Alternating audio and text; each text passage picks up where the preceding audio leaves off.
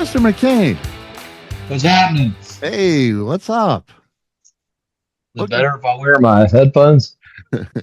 How's it sound? Good. Sounds great. Good. You're looking great, my friend. Likewise. Yeah, man. It's Look, so look at it. Look at us Gen Xers hanging in there, how about it, huh? Great. dude. It's really cool. I feel very fortunate. It's great to have you on, man. Well, Yeah. likewise. I appreciate it, man. It was a long time coming for sure. Yeah. You Yeah. know, I had kind of been I had taken this stance for the last 15 years. Everybody go, yeah, everybody that you see at shows, they always, that's the nice thing to say. Well, when are you putting out a new record? And I'd look back at them and go, I'm not. And they go, what do you mean? I'm like, well, because nobody listens to the music. You know, I'm guilty of it because if I go see AC/DC, I want them to play Back in Black and For Those About to Rock as an encore, and maybe Highway to Hell. But I don't care about any new music. Please don't play any new songs. I get it, and I know my audience is the same way. Like I tease them. I'd go to play my shows. I'd walk out on stage and go, "Okay, tonight nothing but new songs," and they go, "No," you know. So I was sort of in that mindset of, why am I putting out a record if nobody's going to listen to it? And then Lee Brice was just nagging me because he's a fan. Yes. And no, he's like, and it's funny. It's kind of like he's not just a fan, but he knows stuff about me that I don't know. I've forgotten. Like I was in the studio working with him, and it's great also to you have a producer that is a great singer Yeah. in his own right that understands delivery. And I'd be in there singing, and he'd press the talk back button and go, "Hey, buddy, can you do this next take like English is your first language, please?"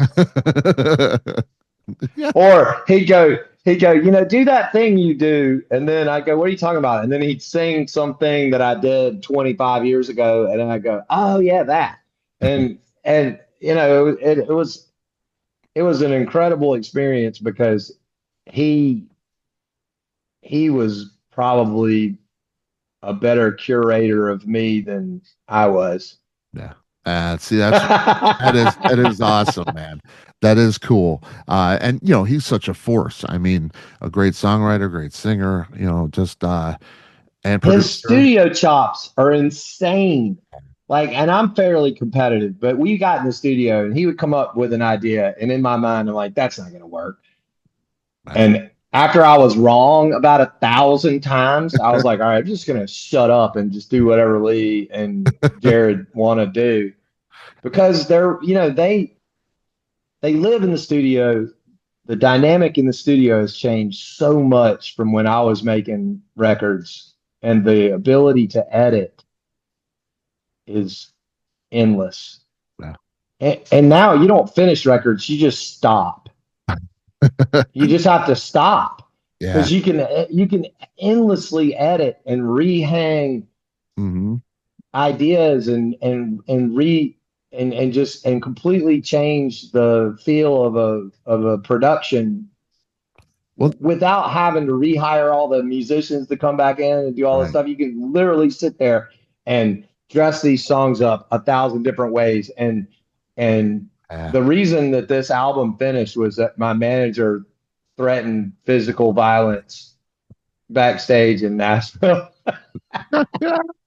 And I was like, I know, I feel your and when I was talking to him, I was like, I feel your frustration, but every time they tinker for another week or two, it gets better. I mean, you Right. can't, you got, I can say that empirically, the more time they have to sit there and tinker, the better it gets. Now, I mean, it could still be going on right now. We could still be tinkering with that record, and I get it. I mean, that's why. And I will say this: if you've listened to Lee's records, that's why they're flawless. I Yeah. mean, the sonic quality on those records is astonishing, and the depth and the stereo feel, and then all the things, all the little fairies and stuff that he puts on them. It's amazing. Yeah. Yeah. It's a great, you know, and I think it's kind of, that's that thing where, you know, is it better to have all those tools, you know, all that, you know? I mean, it makes some things easier, but it makes it harder to, you know, to actually come to an end, you know, to Maya has settle this on. great, yeah. Maya Sharp has this great song called "Death by Perfection," and part of it is, and a lot of times when I work with younger bands, I'll give them a copy of London Calling and say, spend the weekend with this record, and then come back and tell me why it's why it's great. Mhm. And usually the comeback is that it's so real or authentic, and what it is that there's loads of mistakes, Right. and it's pure, and it's human, and it's all of the things that a record would never be today, because they would have edited out all the little things that make it so special. And so in my record, I purposely leave in all kinds of stuff. Like there's one part in When It Does where we had a frequency rub that kind of hit this harmonic that made a little, it almost sounded like if you run a drumstick across a cymbal, like a little feedback moment. Okay. And I took it out for a second because it's obviously that's not right. Right.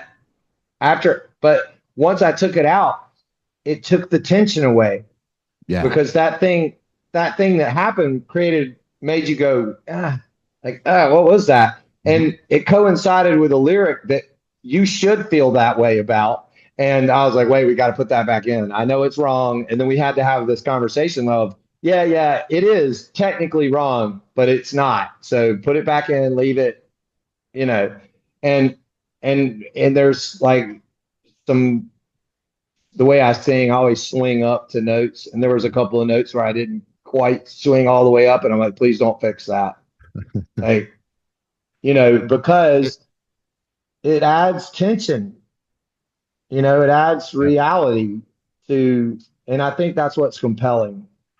totally. Or at least to me, I might be dead wrong. This might be one of those interviews that people go back and go, see, all these idiots used to think. No, uh, I think it's definitely there, and I think it's set for like certain types of music too. Like you're a very real, warm, organic, grounded singer-songwriter. I think it's great for raw rock and roll. You know, when you're doing something that's really supposed to be perfect and clean and all of that, yeah, fix it. But yeah, we want to feel your soul, you know, right. and that is part of that. You know, just like that raw rock and roll, I want to, you know, I want it alive and have that intensity and that rawness to it.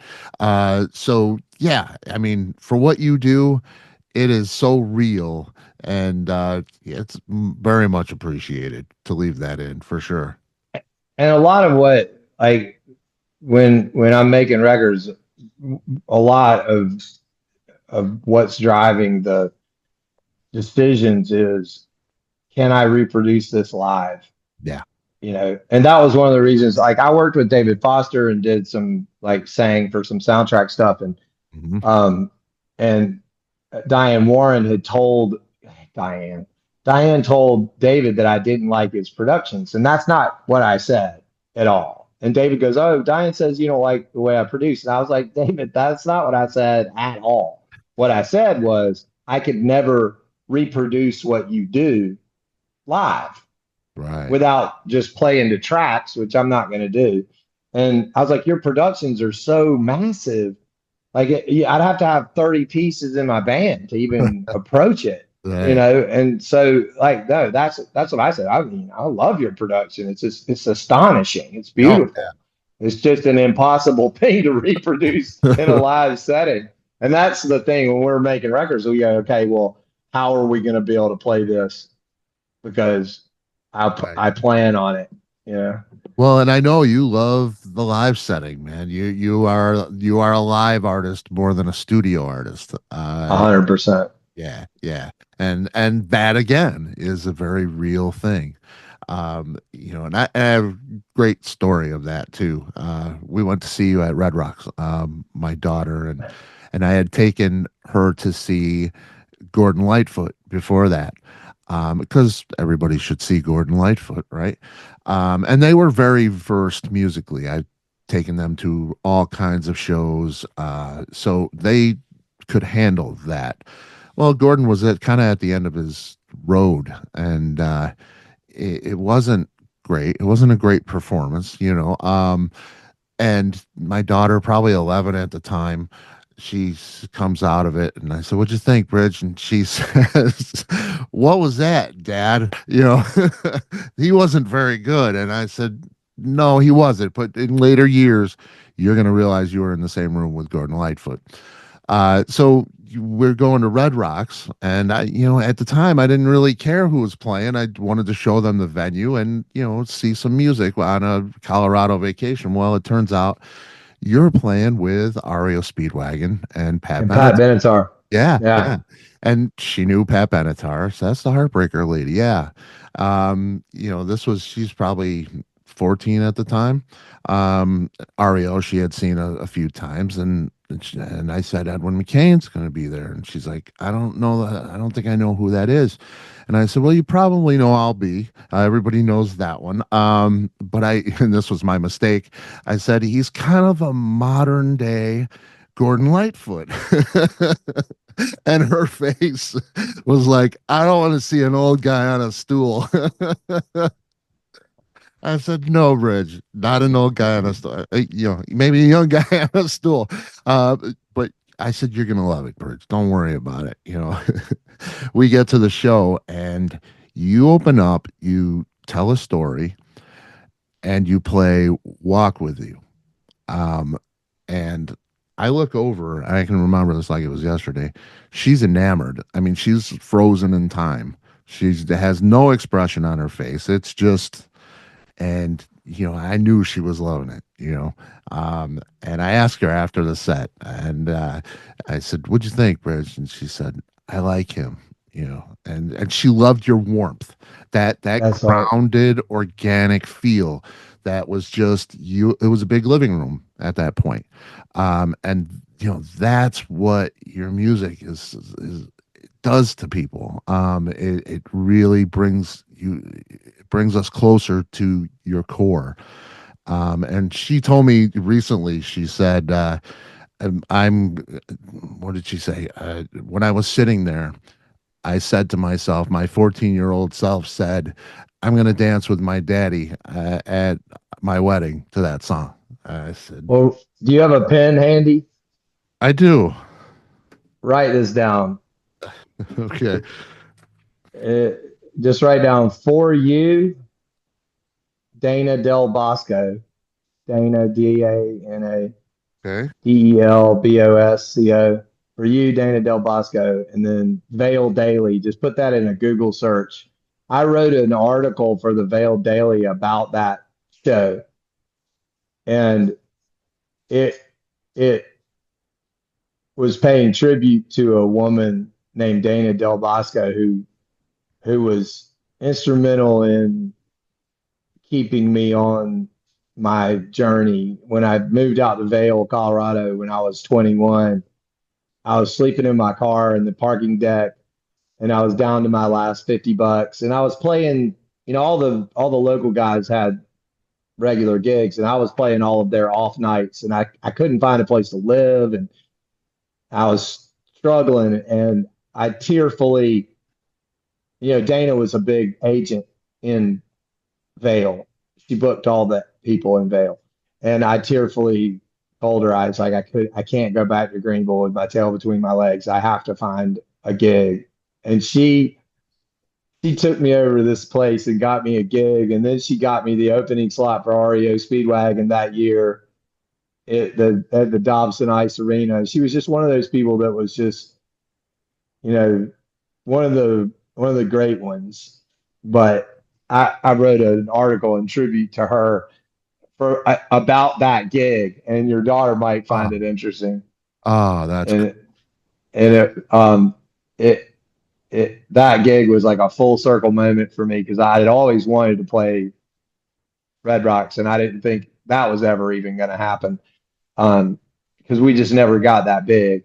And but then, sure enough, the REO Dana Del Bosco loop, and it had rained earlier that afternoon, and it was almost like Dana showed up and cleaned off the seats for everybody, and then blew them dry nicely. Uh, she was a special person. She was the kind of person that would crash these super wealthy people's houses. They'd be having parties. yeah. She just walk in. She just walk in the front door, and within 30 minutes, everybody at that party loved her more than anybody. And she'd be at the piano playing show tunes. And like her favorite thing to do would be to crash these super wealthy, famous parties. And nobody had a clue who she was. Yeah, it was great. That's cool. That is so cool. It's great that you remember that show and it meant so much. Because Oh, no, 100%. it meant so much to us. And she is getting married in November. So let's talk about your time. This is 11th full length studio album, first since 2011. It's on the BFE Orchard Sony label. Um, you know, uh, what Meet were the you? new boss, same as the old boss. Yeah, yeah, there you go. That's since 2011. That's 15 years. I know you did something in 2015 because I watch it all the time, flipping ships. Yeah. How was that for you? It looks like It a was lot of work. so I'll say this. I had never done television, and I love the medium of being able to tell stories. And I I didn't know any better. I was like, well, and what if we can pitch this idea? And so we pitched it, and it took almost a year to get underway, start to film. And by then we were in that weird moment where television is starting to go all online. Yeah, Um, but I didn't realize how intense trying to shoot a television show would be. yeah, And I I'm not sure I would ever do television again. yeah, yeah. It's a lot. It looked like a lot of work. It was a lot. It's a blast to watch. I mean, it's fantastic. The And we only had personalities and everything. 15 days per boat to not only do the restoration, but to also film it, which 15 days just to fix a boat by yourself with no cameras around would Yeah, be amazing. But yes, then also trying to film it, it was bonkers. There were many nights I was like 4 o'clock in the morning. And yeah, it finally got to the point where it was like, all right, this is getting dangerous. yeah, And we either need twice as many people or twice as much time. yeah, And that wasn't a reality yeah. that we could get to. What you did was a lot of fun, man. I'm looking and wow, that's an amazing amount of time because I look at these boats that you did and they're complete makeovers. I mean, it's not like you did couple little things. You No, and they complete, had to work too. Like yeah, a lot of these right, car shows, they can just get a car and roll it into the frame, and right, these boats had to float and work, and that there's a lot at stake too. So there was that was that was the challenge for sure, and the majority of reasoning behind the show to begin with was Wayne. Because I had known Wayne for 20 years and he's just such a Okay. character. And I was watching Duck Dynasty or something popped up, and I was like, Wayne's 100 times funnier than this. You know, He's I a mean, blast. no, and he's one of those people. He's a fully actualized, authentic human, Yep. and this is what it is.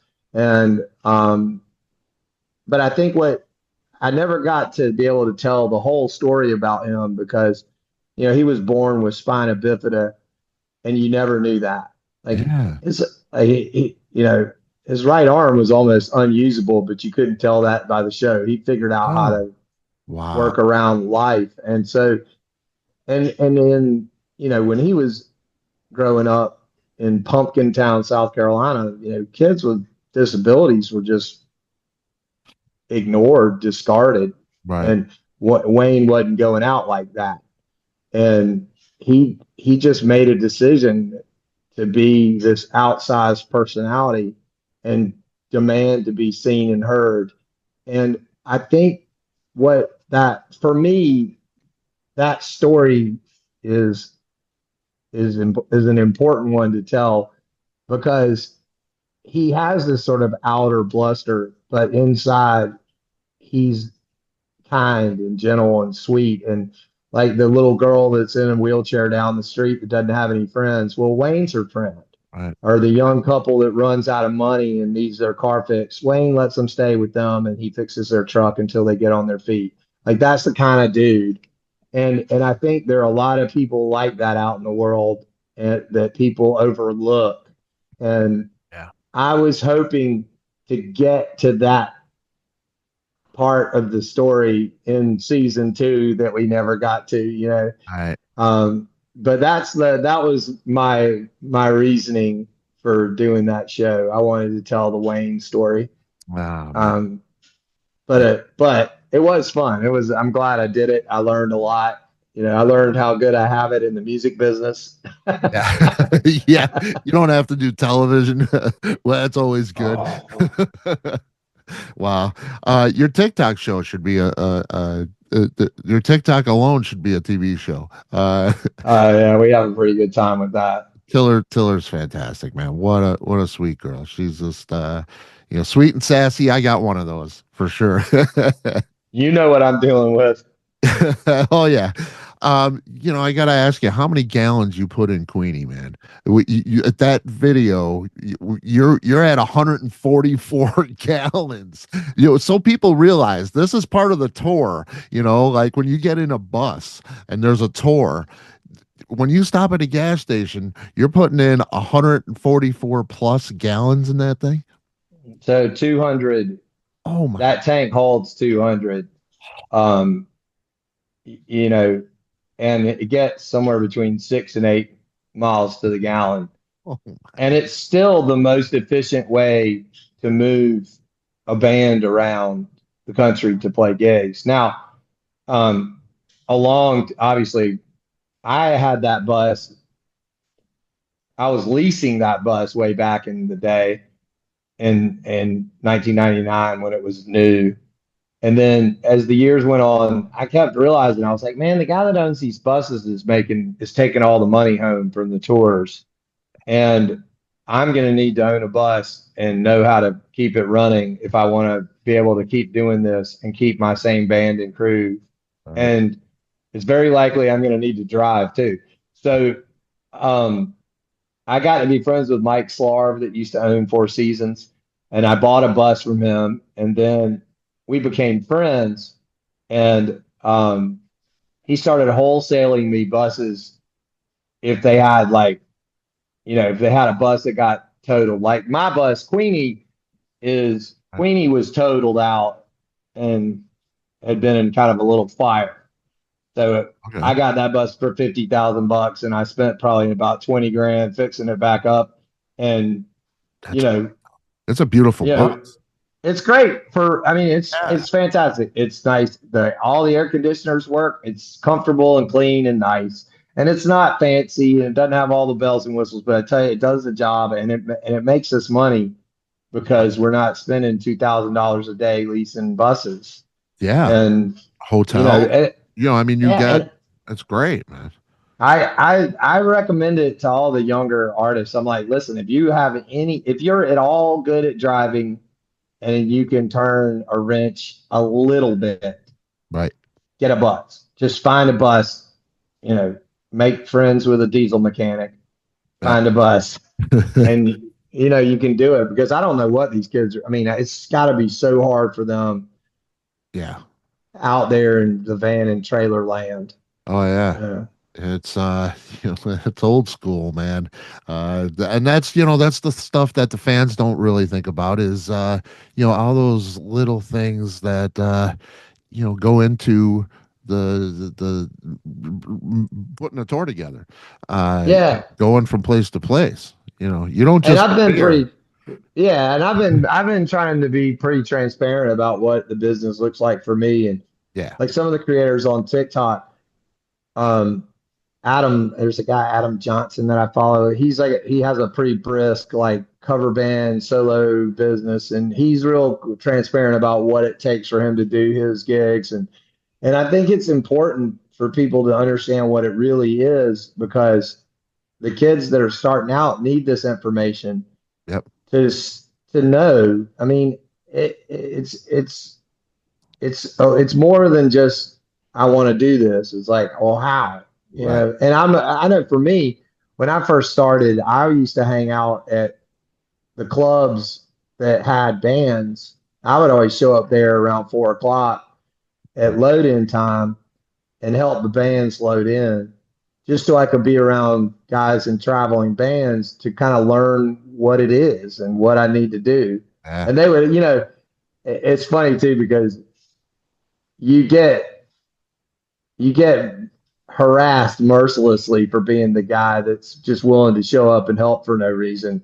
But I didn't care. I was like, Right. just whatever it takes, I got to learn how to do this. And back then, that meant showing up and helping hump gear. Yeah. And now, all you got to do is go on TikTok and listen to some people that know what they're doing.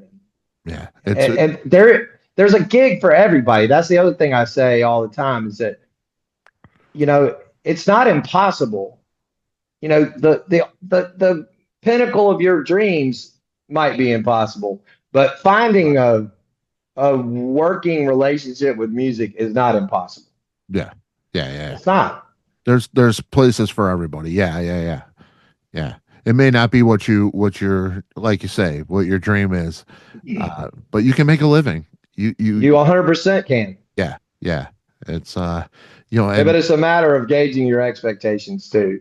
yeah. And I think one of the reasons why I'm still around is that I never got in that trap of gig snobbery, where once you've played this size venue, you can't go backwards at all. Right. Says who? Yeah. Yeah. You know what I mean? Yeah. And that's part of, that's what we get with your music. You're very real. You're a person. You're not Right. better than the next guy, kind of thing. There's that That's all I modesty. ever wanted to be, is a journeyman.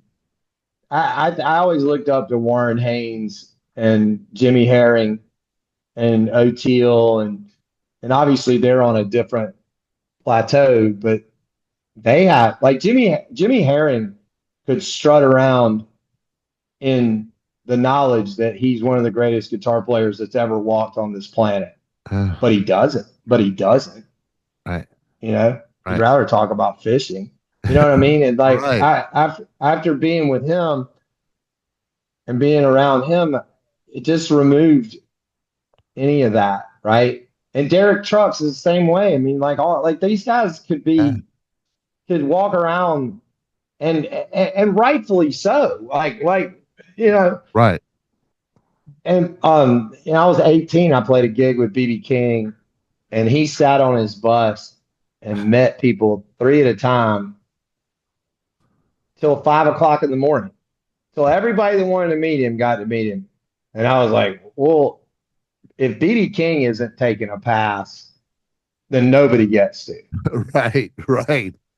You Exactly. know, I mean, he had Years. earned the right. Dude. He was old then, Right. and he sat there and met people, and I was like, that's how you do this. Yeah. And there is the other way to go, which is Prince. Like I'm a superhero. I'm made out of different stuff, and and that's valid too because you know you you have to I think at some point in your musical journey you have to decide which of those arcs you're going to take, Yeah. right? Yeah. Yeah. And that's and it comes through in your music, I think. Um I appreciate that. yeah, it definitely does. It's great. Listening to the music, we feel like we're closer to you. And we get you. We get a real piece of you.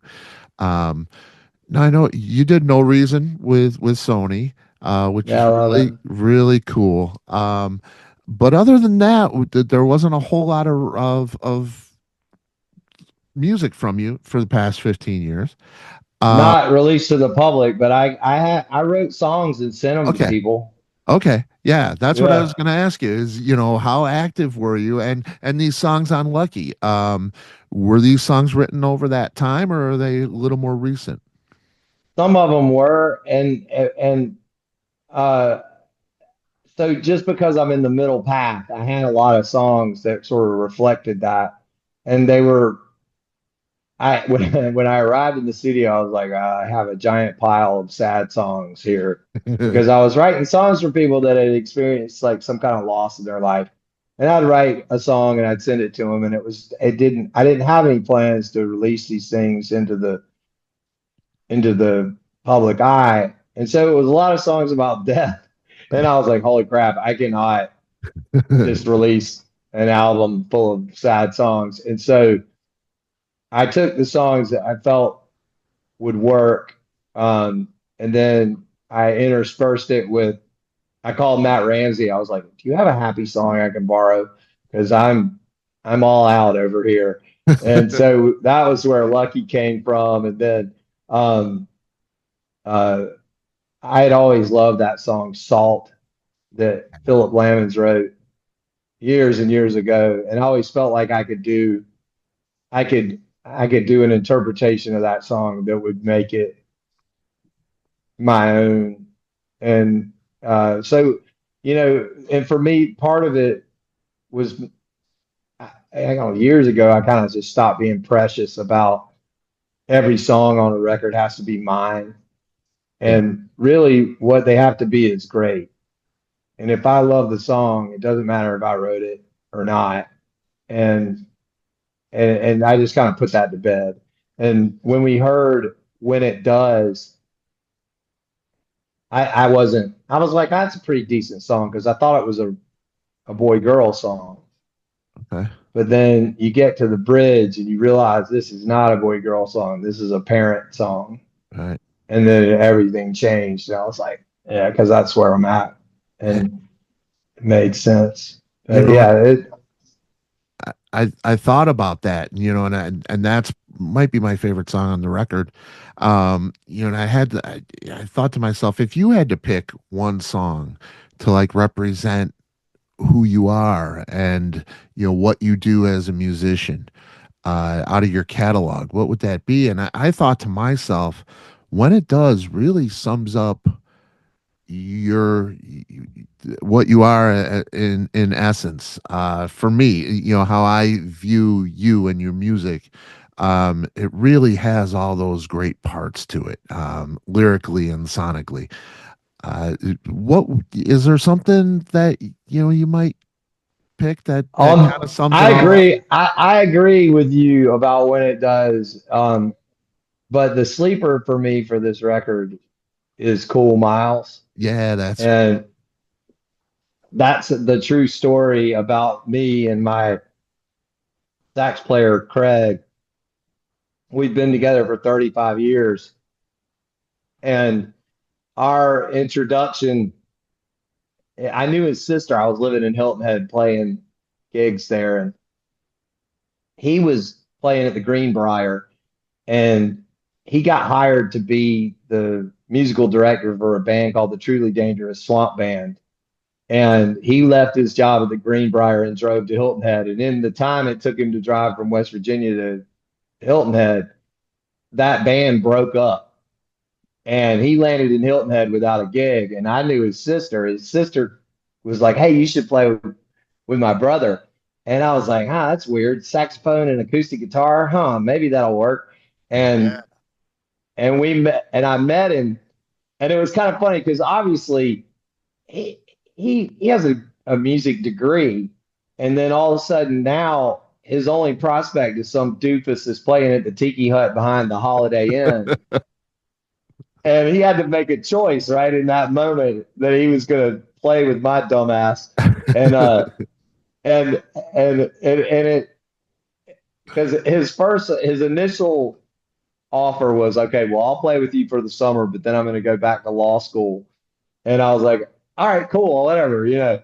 And then here we are 35 years later. But that song sort of perfectly encapsulates our friendship and the nature of our band. And and for me, it really, so as a song, the style of it, the fact that it isn't pop music. I always kind of saw us in the same lane as Ricky Lee Jones. I always saw what we were doing as just on the outside of pop music. You know what I mean? Just and so that song for me kind of encapsulates what we are, because it's just not something you would normally hear, but it's all what we love, and it's our sense of humor, and it's 100% true. He did smoke Cool Milds, and the reason he smoked them was so nobody would bum him. I love it. And yeah, no, it's a good that song actually. That's the sleeper for the record. It turned out so much bigger and better than I thought it would. It's sort of my favorite. It's my little darling. But back to When It Does, that as far as songwriting goes, it's a masterclass in songwriting, because so many people would miss the opportunity to write something as simple as the difference between does and doesn't. Yeah. I mean, come on, man. It was right there. It was right there in front of me. I walked around outside just staring up at the stars going, I can't believe I didn't get to does and doesn't. Yeah. And Tom just effortlessly picked that one and made it. He's astonishingly great as a songwriter. He's incredible. I just love that track. It's just it really it stirs something inside of me. And that's again, that's what you do. There's this core and like Cool Miles, I can smell the smoke. It's such a bluesy kind of swampy kind of lounge thing where, yeah, I don't know, I can't put it in a box. I can't call it pop. I can't call it blues, really. It has a bluesy feel, but it's Jazz influenced, yeah. yeah, Yeah. yeah, yeah. So it's very cool, very cool. Empire is a pretty cool way to end the record. Something a little bit different for you. It's got that little bit of electronic intro, and the press release says something about inspiration coming from an EDM show that you went to. Tell me about that one. Keeping in our tradition, so if you go back and listen to our records, they kind of are all over the place. And so Yeah. this is sort of checks that box of here's something completely different. If you didn't like the last track, stand by, you know. Um, but I went to SoFi Stadium in LA to hear Millennium. and he's a big EDM artist. And I went with a friend of mine who's a music business attorney out there, and he works for Millennium. I've never, admittedly, never been to an EDM show. And like a lot of Gen Xers, I had sort of dismissed the entire genre out of hand because I'm an idiot, because I'm a closed-minded, grumpy bastard. And so I got in there and I shook off I was like, all right, I'm going to go in here with zero prejudice. I'm going to go experience this as is. And it was so impressive. He started the show in the middle of the stadium at a DJ station that was small, and it started at 7. And by the time he made his way to the big stage, he had 2 drummers, guitar players, bass players, violinists, guest vocalists. It Wow. was this crazy hybrid of what music is going to be in the future. And but more than that, the overall vibe in the entire arena that was sold out, 25, 30,000 people in there. There wasn't I didn't see a single fight. I didn't see any drama. All I saw were kids enjoying themselves and being kind to each other and being part of something special that's theirs. Yeah. And I took a lot of comfort in that because it's yeah, these kids are fine. You know what I mean? Yeah.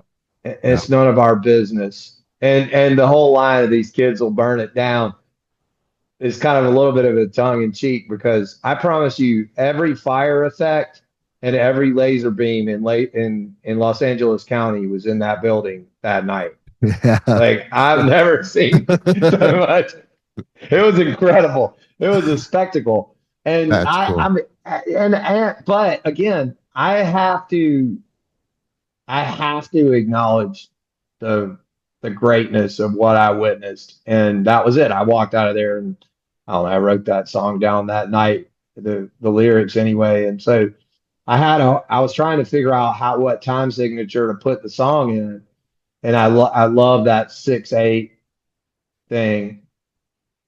And but I didn't it I was back and forth and I was like, well, who cares? Why not both? Like I'll just do the front half of the song 4/4 and then we'll have the outro be 6/8. And Great choice. because there's no I mean it's not there's nobody looking over my shoulder now. Yeah, And there's no Kevin rules. Kenny used to do that all the time in Driving and Crying, and I love him, so let's do that. Yeah, man, yeah, it's a cool tune. It's a great way to close the record. It's like, look at, Yeah, I thought so. I yeah, like that, and I like especially given the current climate and what a freaking dumpster fire yeah, the planet seems to be right now. You know, yeah. um, yeah, I was, It, what's crazy though is I have leftover songs because we were doing vinyl, and so you can't have 15 tracks on a vinyl right. release. And so I think for now after this album, I'm just gonna release songs in little 3-song batches. And and to your comment earlier about Gordon Lightfoot, I'm on a 5-year clock. And right now I know that we're performing at a high level and I know that what we're doing is good. Yeah. But I don't want to get to that point. And I've seen people get to that point where people are coming out and the takeaway is, oh, Yeah, yeah, like, yeah, oh. yeah. And I feel like, when I turn 60, I'm going to take a real hard look at it. And if I'm not performing at the level that I'm proud of, I think it'll be time to stop. We'll Okay. see. I think you got longer than that, man. I hope so. I hope so. But I don't ever want to get to that. I don't want it. I don't want an 11-year-old girl to walk out going, "That was horrible." Yeah, You yeah. know, you know what And I mean? I good think for you. Good for you. And that's hard to do. It's kind of like taking the car keys away, It's everybody thinks they can do it. It's hard to self-examine the self-examination of what you love to do. So yeah, I applaud you for that. And I think there's a lot more than 5 years in you, personally. I hope so. I hope For so. sure, for sure. I still love it. I go to the Spotify profile, and they have the top 5 cities for your monthly listeners, and they're all in the Philippines. Every single one of them. And I just talked to um Mike Tramp. His bass player is a friend of mine from White Lion, and White Lion, a pretty popular band in the '80s, but he goes to the Philippines, and they are like the Beatles.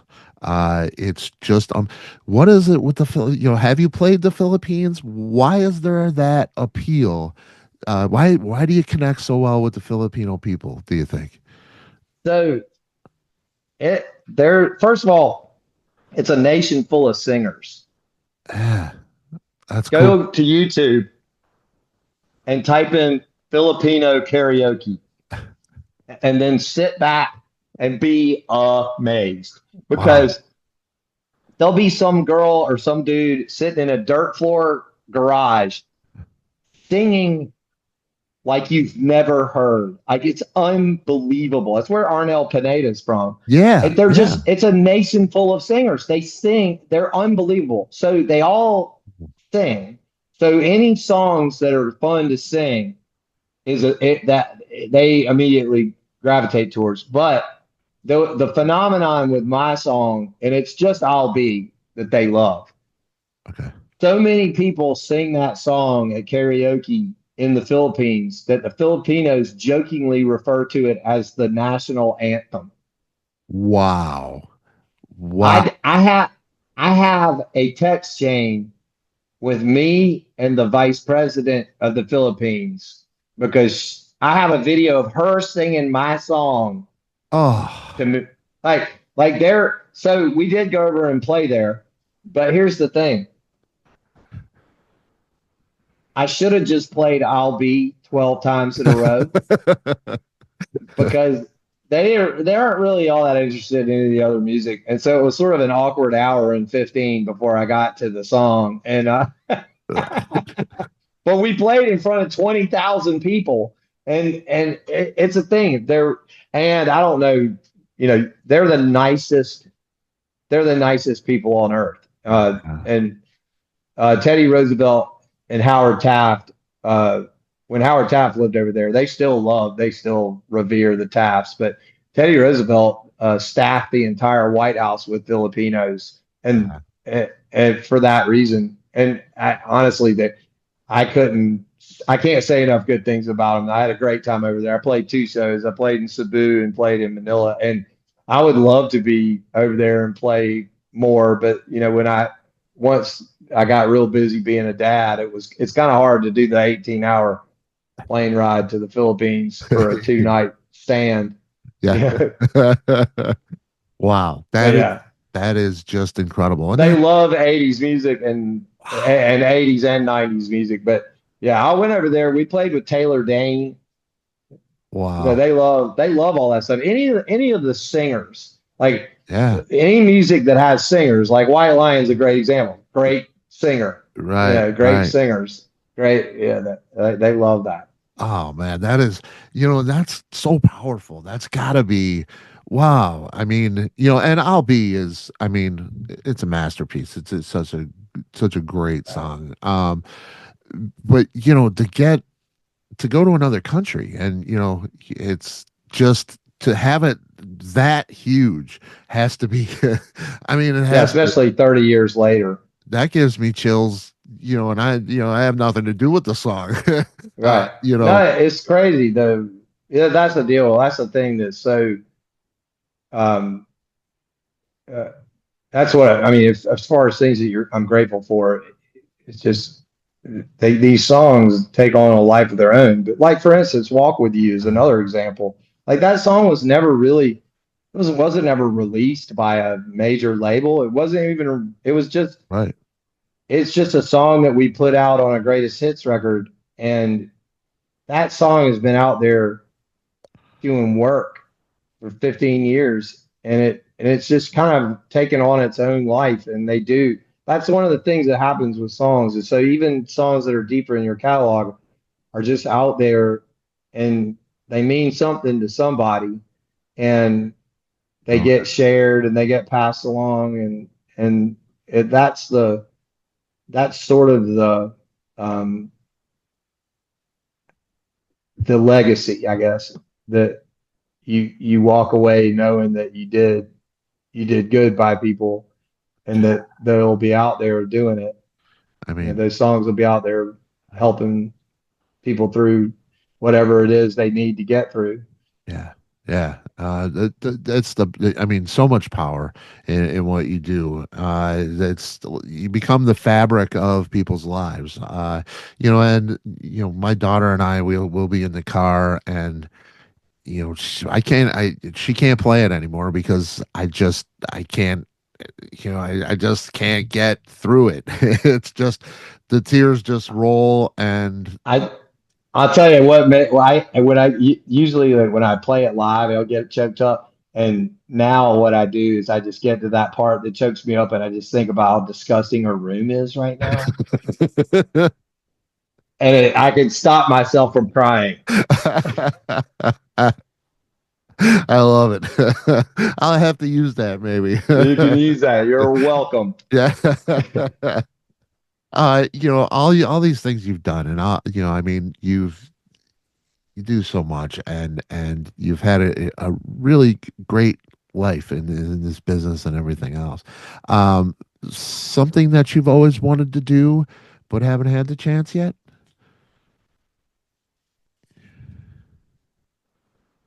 Play with Earth, Wind, and Fire. I know that I, I, Serpentine Fire I, thing. You that was huge for you. I, their whole, so from the time I was 7 till I was probably 12,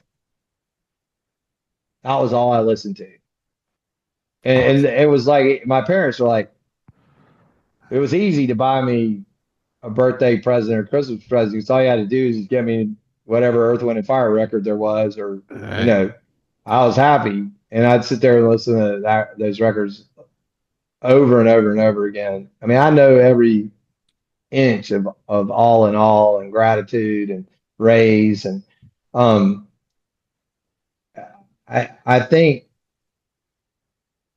Maurice White did not get nearly the send off he should have when he Absolutely. passed away, because without Maurice White, there's no Lenny Kravitz, there's no Prince, Yep. there's no Morris Day, there's no Bruno Mars, there's no Roger Troutman. You know what I mean? Like Yeah. there's no Rick James. Yep.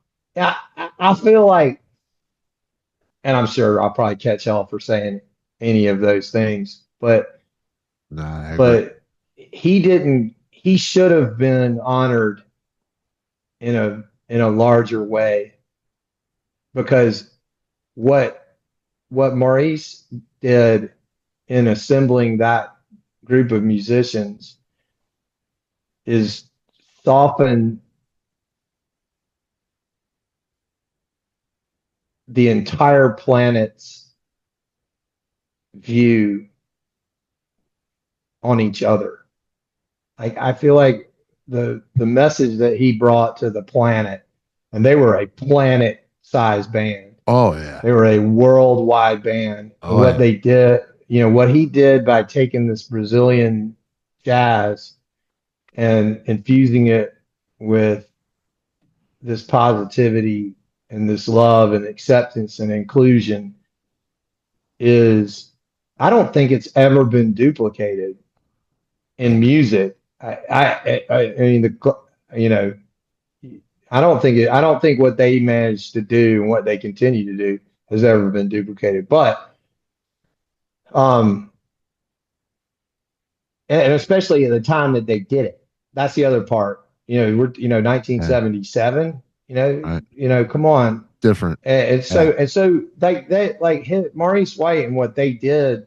So they helped inform my worldview and the way that I see the goal should be, which is love and inclusion and empathy and understanding Yeah. and Serpentine Fire. The message in that song is about purpose and getting up after failure and pushing through and still being loving and kind and taking control of your own power and all of those things. And I think, wow, what an incredible inoculation that song was for 7-year old me, you Yeah. know? Yeah. And I go, man, and I think one of the first things I did with my kids was that I was like, I had that music on from the beginning. And I think too, as an example for humanity, as an example for musicianship, as an example of live performance, they were the standard bearers. And Yep.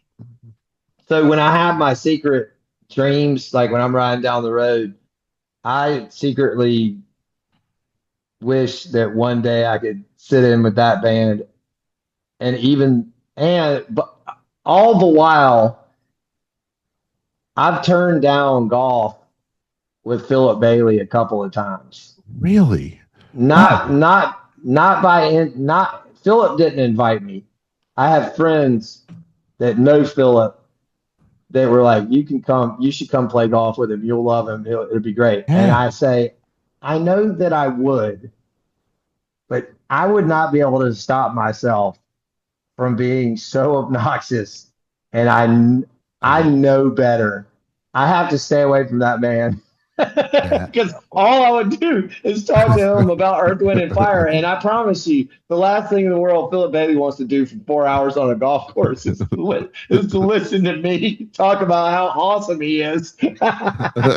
so, so I've spared him that reality, but I would love, and I know it'll never happen. But if in the if I'm just throwing dreams up into the universe, yeah, just to sit in with Earth, Wind, and Fire and sing "That's the Way of the World" or "Can't Hide Ah, Love" or you know, oh I man.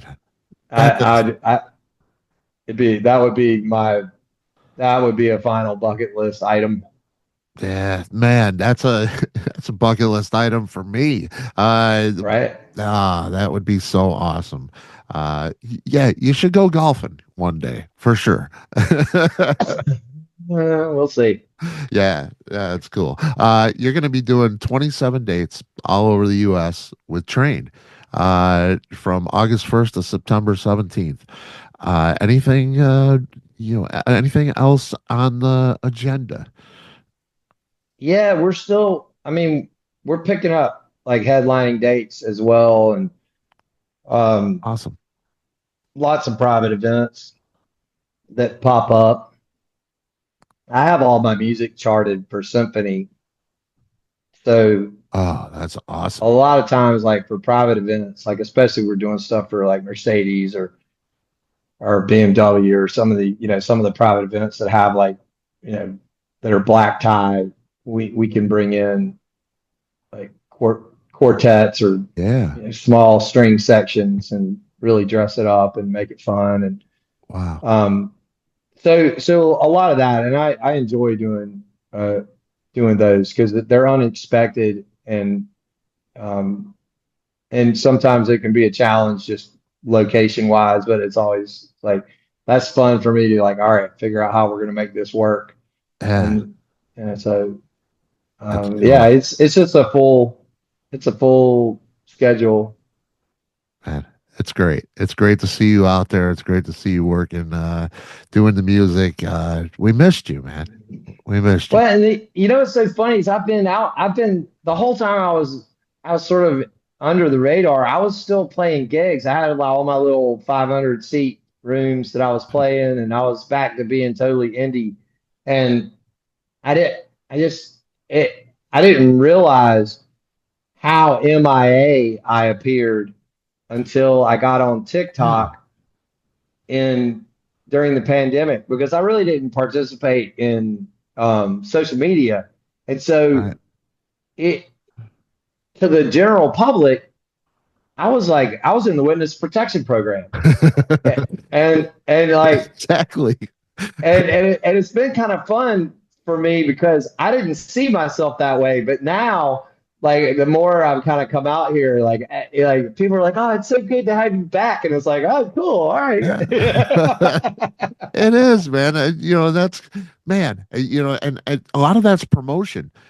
You know what I mean? Is, if you Yeah. quietly just play a place, you know, I didn't have any publicists. I had any promotion. I literally was right. totally off the radar. And it's fun being back on the radar. It is fun being back in the mix. It's fun having you, man. It's fun having you. I don't want to let you go. You got to make some TikTok videos. I know. Thank you. Awesome. 10-4. Thanks so much, Edwin. We'll be in touch. And BFE Orchard Sony, we got lucky. It's out there. Go get it. Go get it on vinyl. Thank you. Yeah, way cool. Edwin, thanks so much. I'll see ya. Take care, my friend.